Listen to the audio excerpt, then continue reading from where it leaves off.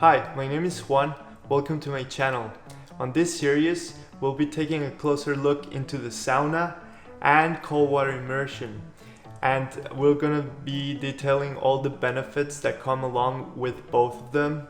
And on part 2, I'll be detailing the pros and cons to both of them.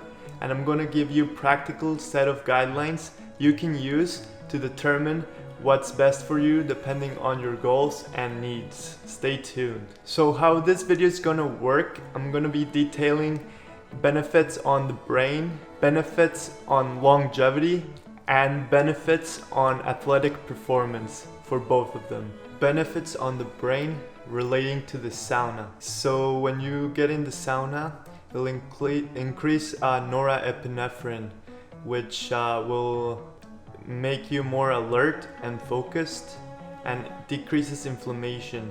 Also, when you get in the sauna, the norepinephrine that you're able to store in your body increases by threefold. And a good thing to note is that norepinephrine has been shown to help with ADHD, but always consult with your doctor to make sure that it's right for you. On the next benefit that comes along with the sauna is an increase in prolactin.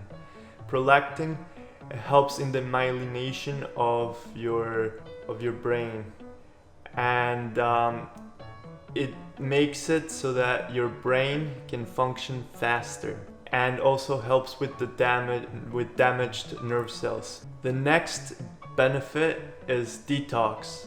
So you sweat out when you are in the sauna. You sweat out all the like a lot of toxins. Not all the toxins, but a lot of toxins, and a lot of heavy metals that were mostly inside your fat. Your fat stores a lot of the metals, but you spew out some of that out through the sweat, and that's very beneficial, because a key factor of why people get Parkinson's, or has been shown that it's a big factor in that, is if a person has worked in a very toxic environment, they're more likely to get Parkinson's. So detoxing is very good for your brain and brain function and health. Okay, so there's gonna be an increase in blood flow. This is good because the more blood flow to your brain, the less likely you're gonna have brain fog. Sometimes when you eat gluten, it'll cut out some of that blood flow to your brain, and you'll start to notice a lot of brain fog.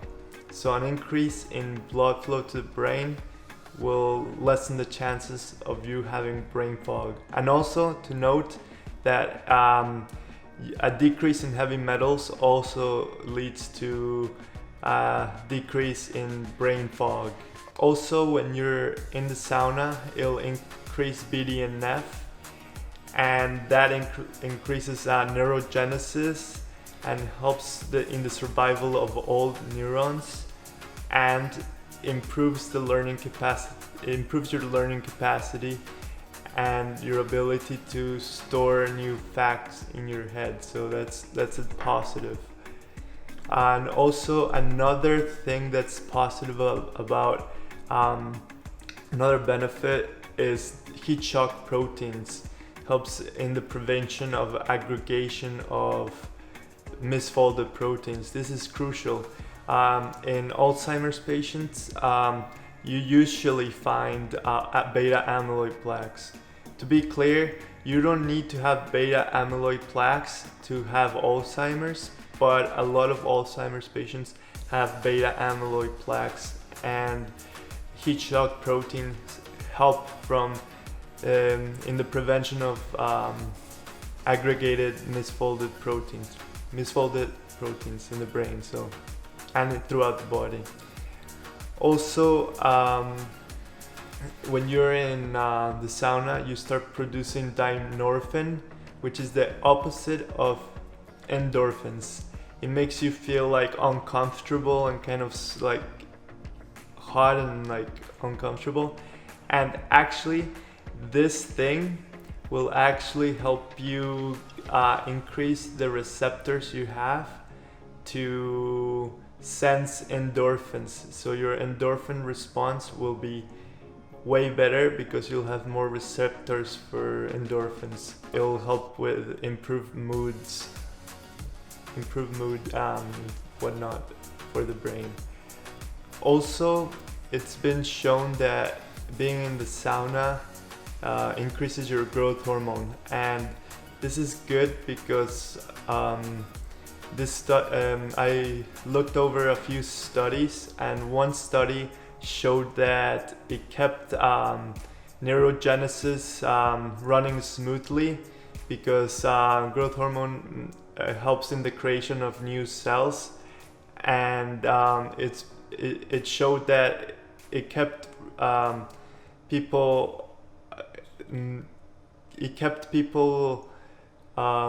producing more cells inside their head.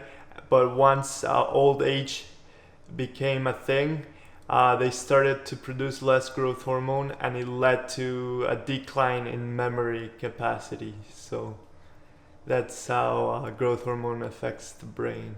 The benefits that come along with cold water immersion on the brain. Cold water immersion helps with the integrity of your blood-brain barrier. This barrier is permeable, but only to select few things that can go through and out of your brain. But if it becomes too permeable, it's very dangerous, and it can lead to a lot of health problems. But the cold will make your blood-brain barrier function better. Cold water immersion is also very useful for people recovering from traumatic brain injuries. So that's another benefit. When you're submerged in the cold, you produce this thing called PGC1 alpha, and what PGC1 alpha does is it tells your body to produce more mitochondria, and you start producing more mitochondria in your body, in your muscles, and in fat. And this is good because the more mitochondria you have, the more energy you can use to fuel any type of biological process you need to do. And it's essential for the head to have enough energy for it to work properly and function without any health conditions. Alzheimer's is a big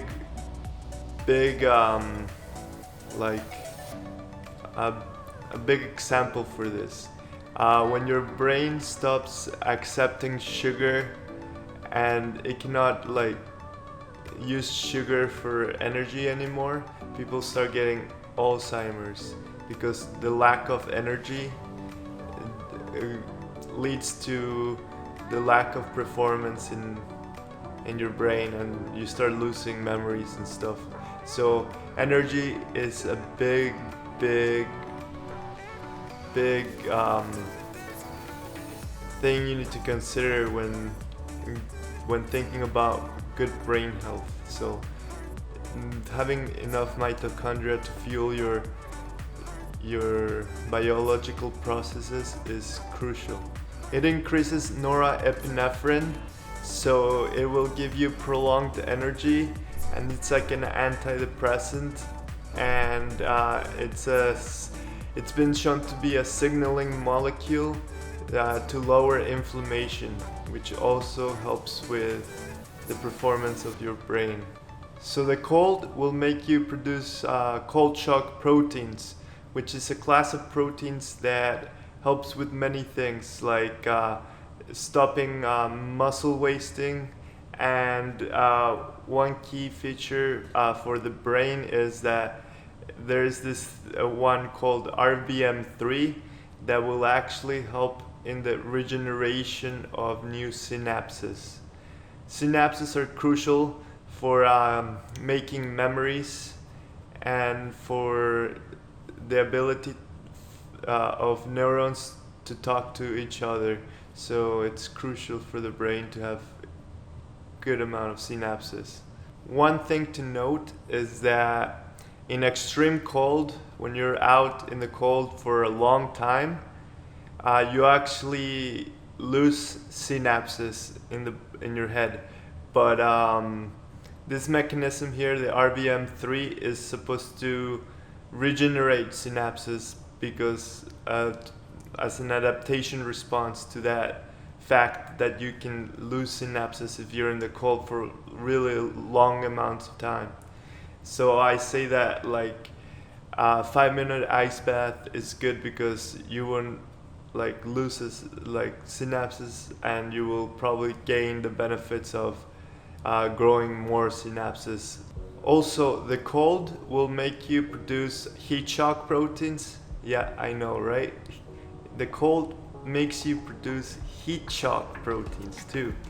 And heat shock proteins are good because of their ability to prevent the aggregation of misfolded proteins. And I'm pretty sure I talked about it in the heat section, so I won't repeat myself, but yeah, the heat shock proteins are beneficial for the brain. And one more thing, the cold will help increase BDNF, and BDNF, as I explained in the earlier part under the heat category, it will help you increase your memory and keep all neurons from dying. So yeah. So benefits on longevity under the heat category or sauna. First of all, you will produce heat shock proteins, which are crucial for keeping the body healthy, because keeping misfolded proteins from happening will help with the prevention of Alzheimer's and cardiovascular diseases, and it will increase the glutathione recycling. So glutathione is one of the most powerful antioxidants that you can take. So if it helps with that recycling of glutathione, it will dramatically improve your ability to handle free radicals in the body. And certain heat shock proteins do different things for muscle, like heat shock protein 70 has been shown to protect against muscle atrophy by 32%, and heat shock protein 32 protects against rhabdomyolysis, or rhabdo, so it's pretty cool. And moving on, detox. So it detox with through sweat. You detox a lot, and keeping heavy metals out of your system and different toxins out of your system will be very beneficial for your longevity, especially for the brain too, because you can Parkinson's has been shown to be a disease that many people working around very toxic environments get. It's been associated with that. So yeah, and you will get workout-like benefits from being in the sauna because your heart rate increases, and it becomes like a moderate workout to be in the sauna. So yeah, your heart mechanisms will improve, and you will increase your BDNF production, which keeps your brain healthy and young. Yeah, and yeah, it'll keep it from aging too dramatically. Okay, so now what I want to talk about is it will increase your growth hormone being in the sauna. And increased growth hormone leads to increased IGF-1 has a two things that it does. First, it increases protein synthesis through mTOR, and it also activates a gene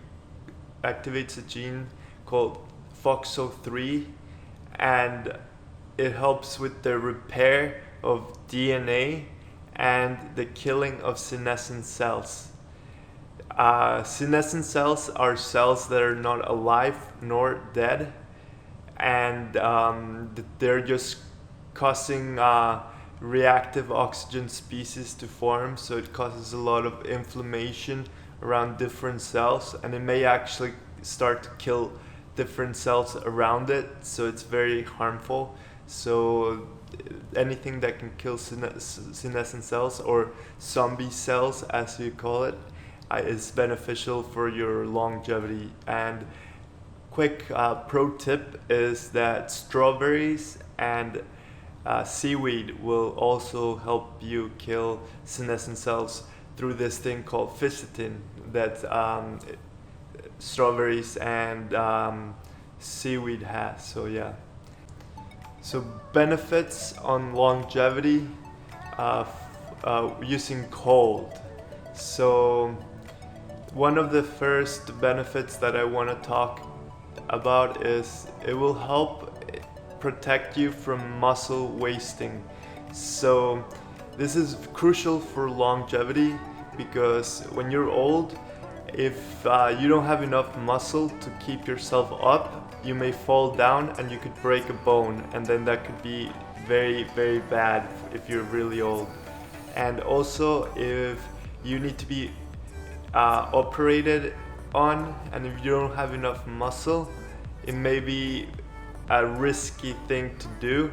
And if you have more muscle, it'll be less risky to operate on you when you're old. So it's crucial to have some muscle mass when you're older for your longevity.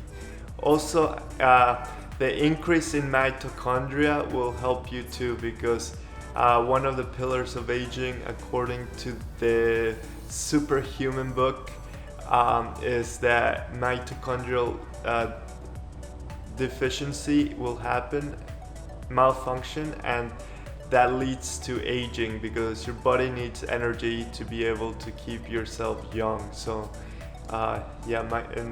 increase in mitochondria will help.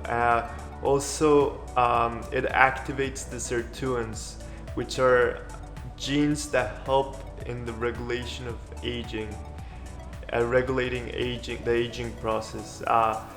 Let me put it into perspective. One of the sirtuin 1, is in charge of regulating how much blood vessels you have throughout your body.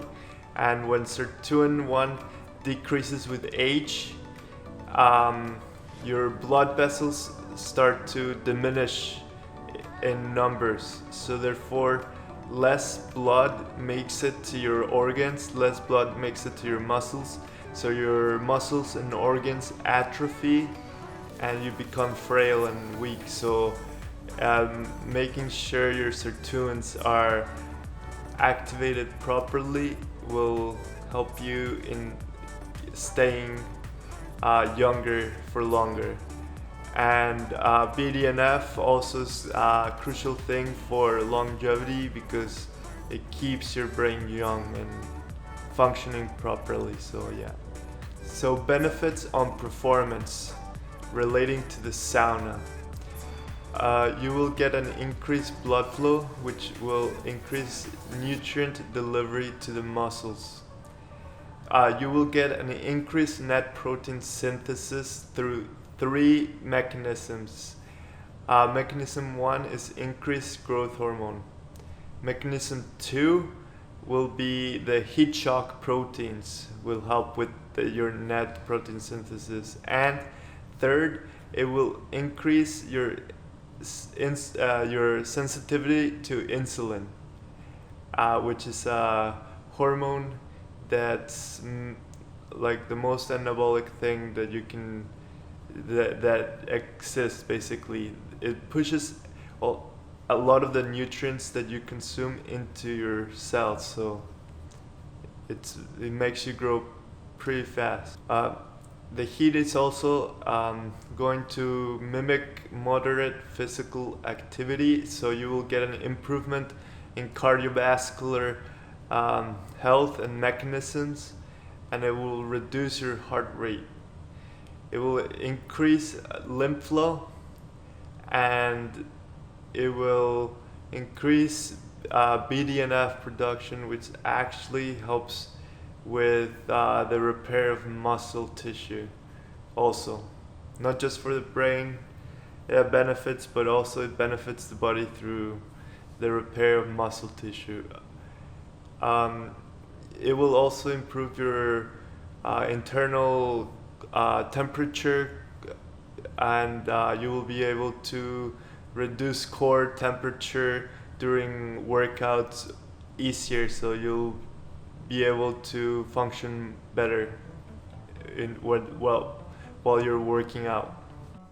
Okay, so relating to performance and the sauna is that you're gonna get an increase in plasma levels, which then is gonna increase your red blood cell count, and this will lead to your heart not having to work as hard to pump blood all around your body, and also it will lead to an increased capacity to deliver oxygen to your muscles and organs, so you'll gain athletic performance that way too.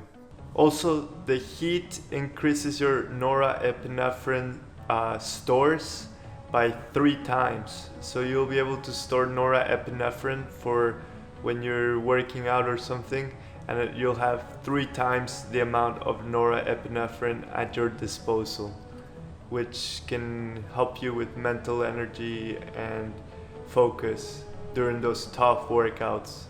And it also helps with a bit of pain reduction. Quick disclaimer though, if you have pain and you mask the pain all the time, you may get more injured, so make sure that if you have like an injury, you go check it out with a professional to make sure that you can work out properly without hurting yourself. But yeah, in the moment, sometimes norepinephrine really helps, because especially when you're working out and you actually start bleeding out of your hand, you actually you feel it a little bit, but you don't feel it too bad, because it numbs the pain a lot.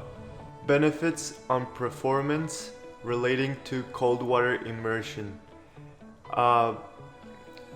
You start to produce PGC1 alpha, which increases the production of mitochondria in muscle and in fat, which means more energy for your body, so that means better performance. You start to increase the type 1 muscle fibers inside. You start to produce more type 1 muscle fibers. So type 1 muscle fibers are the slow twitch muscle fibers, and they can use both fats and carbs for energy. So they're good for people that are trying to improve their endurance. And it also so then the cold water immersion reduces inflammation, so in the short term it improves athletic performance. If you're going to do like a competition and you have many events spread out through like a weekend, if you go in the ice bath, if you go in the ice bath, it will help you recover in the short term faster. But one thing to note is that in the long term, it's not going to help you recover faster, because your body needs to get inflamed, because after a workout your body gets inflamed, and then that inflammation tells your body to counteract it with an anti-inflammatory effect. But if you take out that inflammation right away, your body won't produce that anti-inflammatory substance that will help you recover. And also that inflammation makes your muscles a bit more damaged, so it can regenerate stronger. So yeah, in the long term it'll be not as beneficial, but in the short term it can help with your athletic performance if you're competing. And one last thing, the cold, as you already know, elicits an increase in BDNF, and BDNF helps in the repair of muscle tissue, so it'll help you recover too, in a way. Okay guys, that's it for part 1. Thank you guys so much, and on part 2 I'll be talking about the pros and cons to sauna and cold water immersion, and how I would recommend for you guys to incorporate it into your daily lives, depending on your goals and needs. So stay tuned, I'll be releasing that next video very soon. And as always, like, comment what you thought about the video, and see you guys next time. Peace.